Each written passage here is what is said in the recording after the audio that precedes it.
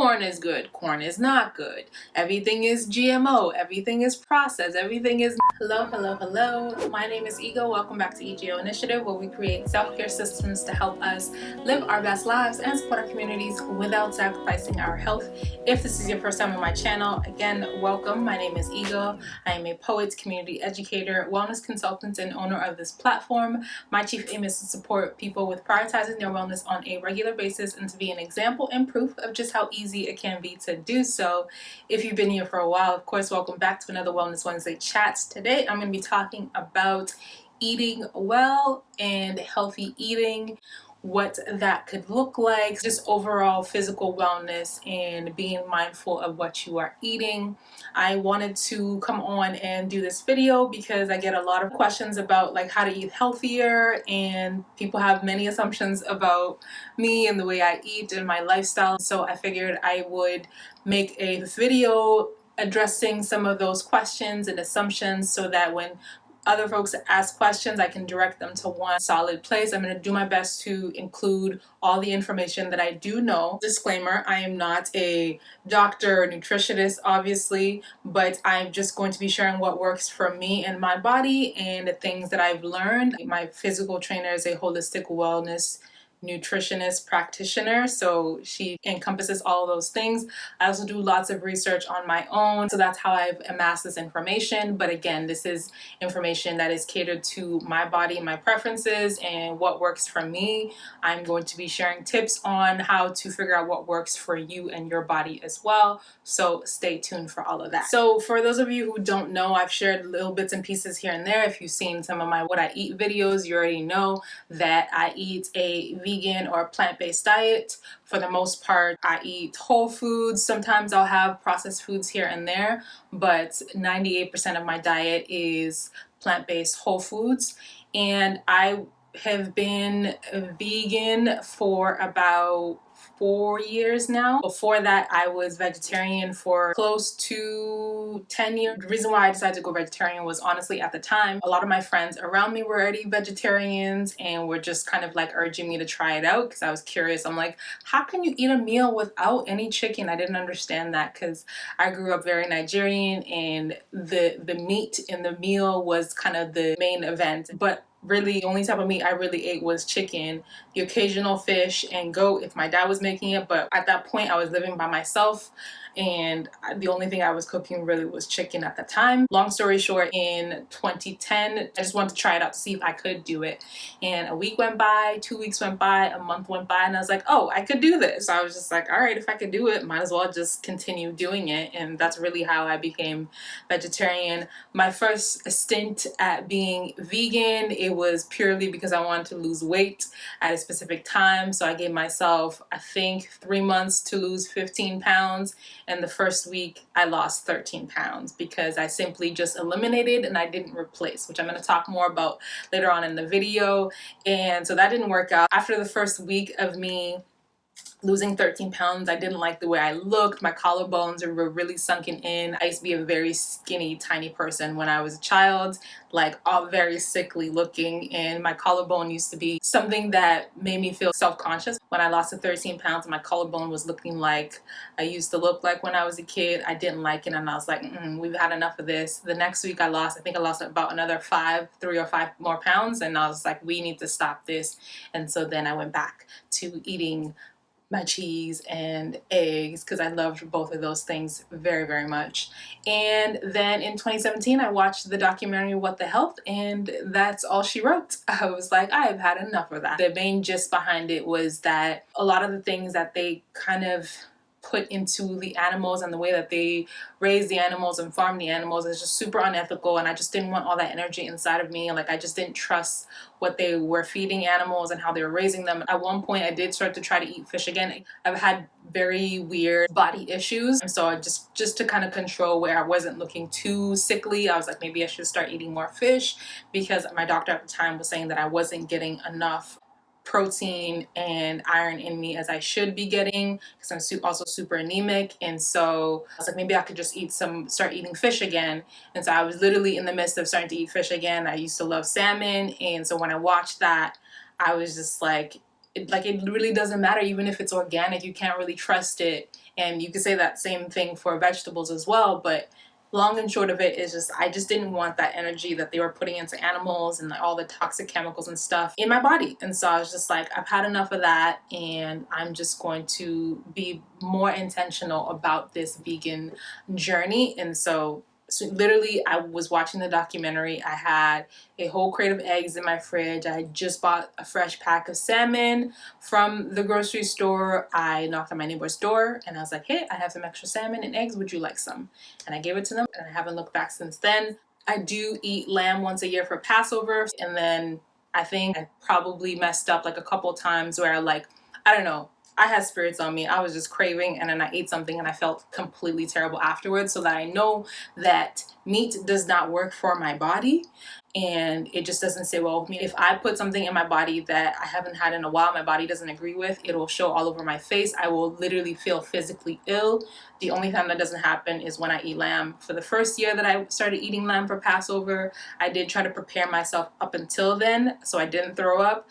And then now I'm just kind of like, I'm gonna leave it up to God. And so I haven't thrown up since then, and so all praises for that. So I wanted to preface the conversation with that and address the first assumption that being vegan means healthy. It definitely doesn't equate to healthy. I wanted to share the first example of me going vegan because that's one example of how it's not healthy.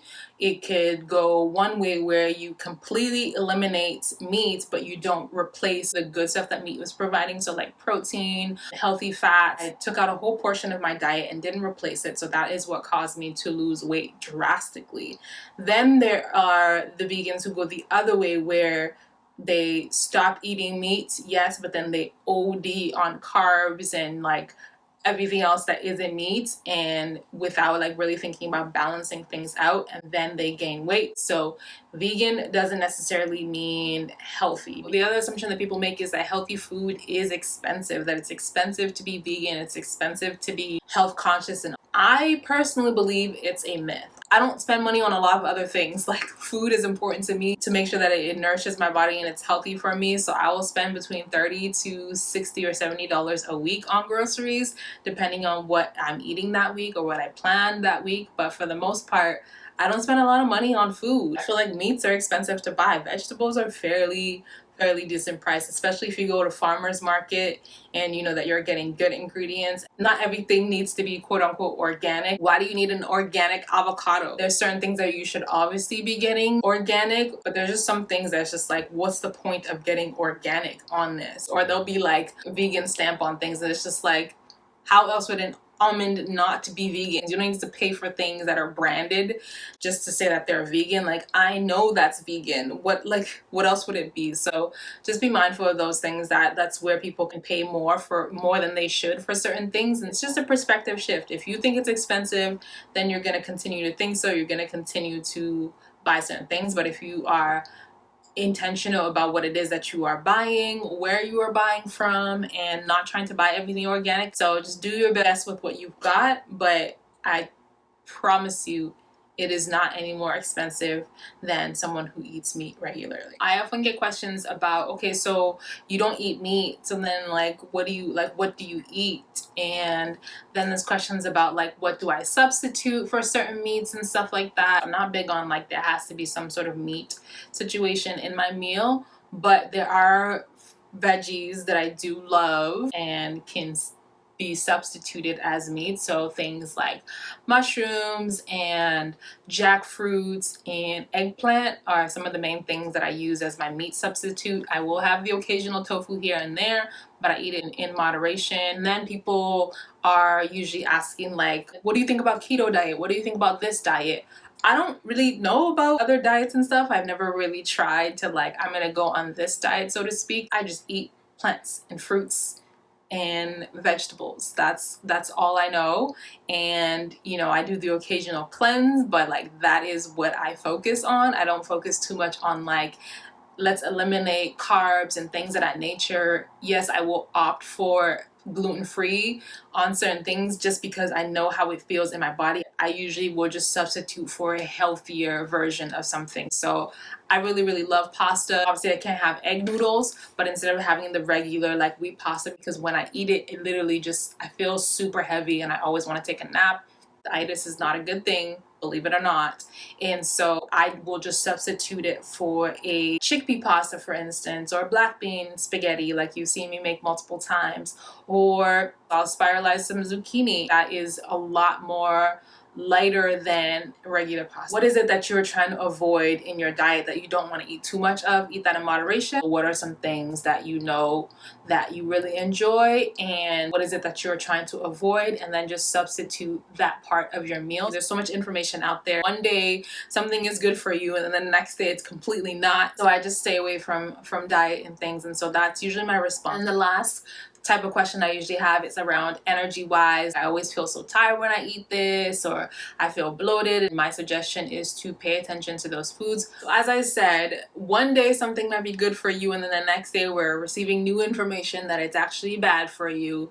Corn is good, corn is not good. Everything is GMO, everything is processed, everything is mated together and it's not a real thing. And kumquats and plummets and all of these things where they genetically modify certain things and make it into a new fruit that isn't actually real, or a new vegetable. That at one point cauliflower wasn't good and then now everybody's having cauliflower pizza crust. So I'm going to share with you some tips on how to decide what diet is right for you, how to make changes once you figure out what diet is right for you, and then how to make those changes sustainable in your life as well. So when I say diet, I just mean a particular way of eating. I don't necessarily mean like Dr. Sebi's diet, gluten-free and keto and all of those things. I just don't have the research on it, to be honest, and I'm just not interested in those things. I mean diet in terms of like deciding that you are going to focus on eating healthier, so to speak, like a healthier diet is what I mean. And so making sure that you are looking at it as a lifestyle as opposed to just like, I'm just dieting to lose some weight. In order for it to be sustainable, you really have to think about, is this what works for my body? So when it comes to figuring out what diet is right for you, you want to start paying attention to the foods that you are eating and how your body reacts to them. And when you eliminate something, make sure that you're thinking about, what will I replace for that? Google is your friend. Go on Google real quickly. So if you are like, I really love pasta, what's a good substitute for healthier pastas, as opposed to like, I'm never going to eat pasta again. And then the other piece is to document the process. Really take a week to really like think about, okay, what did I eat for breakfast, lunch, and dinner today? How did I feel after the fact? Make sure that when you are eating, you're not watching something, so you can really pay attention to how you are feeling when you are full, because a lot of us eat beyond our limit, especially if you're like someone who likes to watch something, you like to scroll on the internet while you are eating, then you're not paying attention to when your body is saying, hey, I've had enough, bud, we can stop eating now. Last piece around your diet is to make sure that when you get information off the internet, like from this video, make sure that you are double checking with your doctor. Better yet, if you have access to it, invest in a nutritionist so that you can get more detailed and proven tips on what you should be focusing on eating and what you shouldn't be focusing on eating. But I would suggest the first step to just be intuitive, because sometimes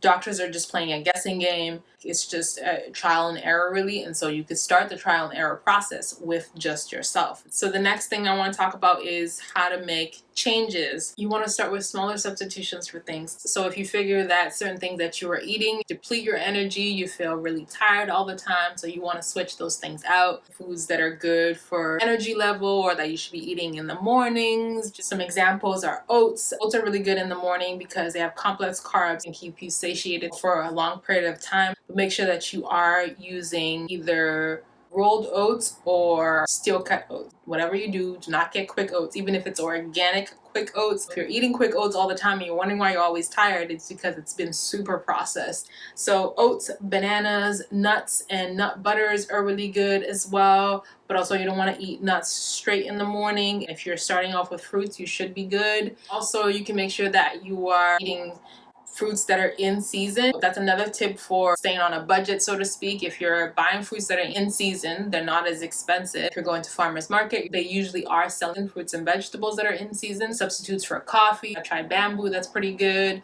Yerba mate is really good as well. Eating an apple actually is really good. You know what they say, an apple they keeps a doctor away. I wouldn't suggest any energy drinks and weird things like that. The big thing is just more leafy greens in your diet, especially if you're someone who eat a lot of meat, you eat a lot of like carbs or fast food. Before you completely get rid of those things, just start to incorporate some leafy greens into your diet. So if you love having burgers, make sure that you have burgers with a side of salad as opposed to a side of fries. And then, like I mentioned earlier, with the pasta, make sure that you're switching it out for like zucchini noodles, for instance, or sweet potato noodles, or spaghetti squash. Chickpeas are good in terms of fiber and protein. Quinoa is very high in protein as well. For those of you who are wondering, like, how do you get protein from fruits and vegetables? Dark leafy greens have lots of proteins. Quinoa has lots of proteins. Chickpeas, nuts and seeds. There's so many vegetables that actually have a lot more protein than actual meat, but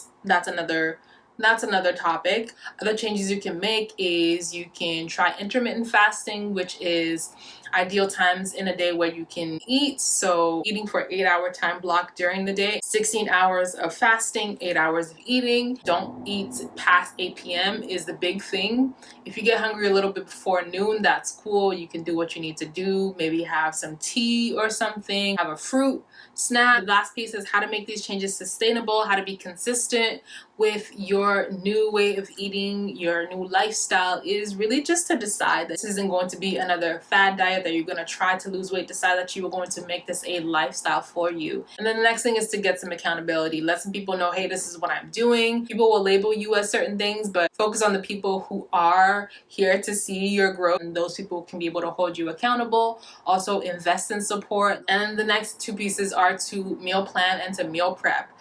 I know that sometimes it can be daunting, but you're gonna have to want it bad enough. Like, how bad do you want this change, right? Take like a couple hours on a Sunday, or you could split it up in a couple of days as well if you need to, and prepare your meals for the week. Maybe just prepare your lunches and dinners, and then your breakfast you can kind of be more flexible with if you're someone who gets bored easily. All right, y'all, as I'm sure you may have already noticed, the lighting in this video is weird, and it just got progressively weirder at this point. So I'm gonna cut it off here. That was essentially all I wanted to share with you all. I hope that it supported you.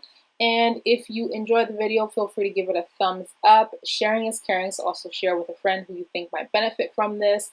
If you have any further questions, feel free to leave them below, or any other tips that you want to add as well. That is always welcome. I mean, of course, if you just want to be a part of the tribe, all you got to do is subscribe. Make sure that you are staying hydrated, and I'll see y'all in the next one. Peace and love. The beauty about how God created this whole earth is that everything happens in cycles and in seasons. And so if you just kind of follow the natural seasons, then you are pretty much good to go in terms of fruits and vegetables. I get so excited when I figure out an alliteration that works. I love alliterations. If one thing you need to know about me, I'm a girl who really enjoys alliterations, so start with small substitutes. Or maybe for breakfast you're having a smoothie instead of like eggs and steak or something. I don't know what people be having for breakfast these days.